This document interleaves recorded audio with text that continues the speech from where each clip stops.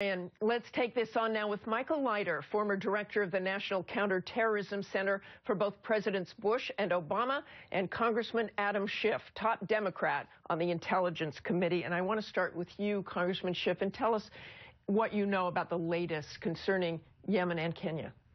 Well, in Yemen, the news is really all bad. Just as we feared in the chaos between this fight with the Houthis and now the Saudi intervention, Al-Qaeda has had a resurgence. They've taken over the fifth largest town in Yemen, sprung Al-Qaeda operatives from prison, a couple hundred people. We're still trying to ascertain just who was released in that prison break. They've also taken over part of a bank and now have added financial resources. So that chaos is providing just the kind of fertile ground and environment for AQAP to grow again. Is it a safe haven now? It seems like it certainly is. Oh, it's absolutely a safe haven. It was a safe haven before, and now it's more than a safe haven. It's really wide open. And it's not just wide open for Al-Qaeda, but it really is a new battlefield for sectarian tension in the region.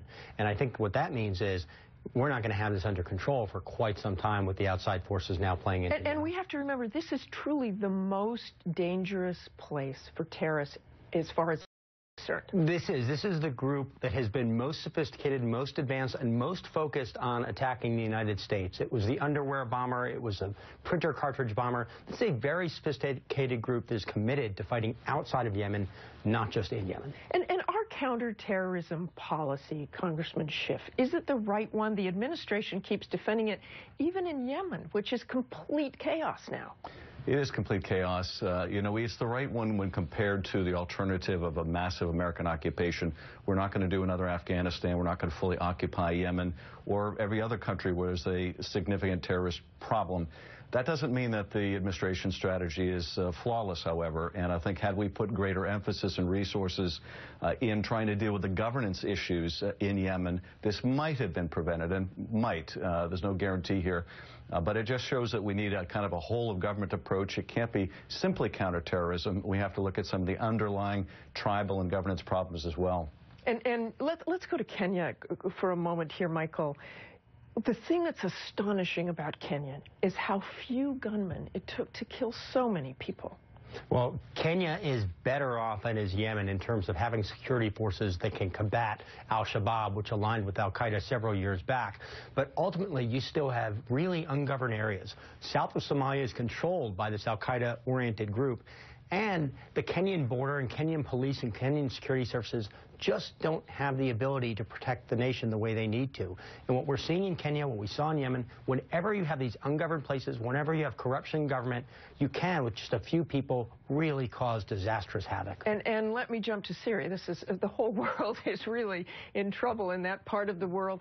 In Syria, you've got ISIS taking over a huge refugee camp. It's really unimaginable what the people in this refugee camp must be going through. There are reports now of the people there. This camp was already, I think, in very dire straits with a variety of Islamist groups taking over. You had an al-Nusra presence already. You had other rebel fighters there. Now you have ISIS taking over, really probably because this is low-hanging fruit for ISIS. Not very well secure, not very well guarded, and they can wreak their mayhem there. It may be a sign, though, also that ISIS is under increasing pressure in Iraq, as we see with the defeat in Tikrit, but also in other parts of Iraq and Syria. So this may be a way of showing they're still powerful, they're still dangerous, and they are. And Michael, very quickly, just what do you do?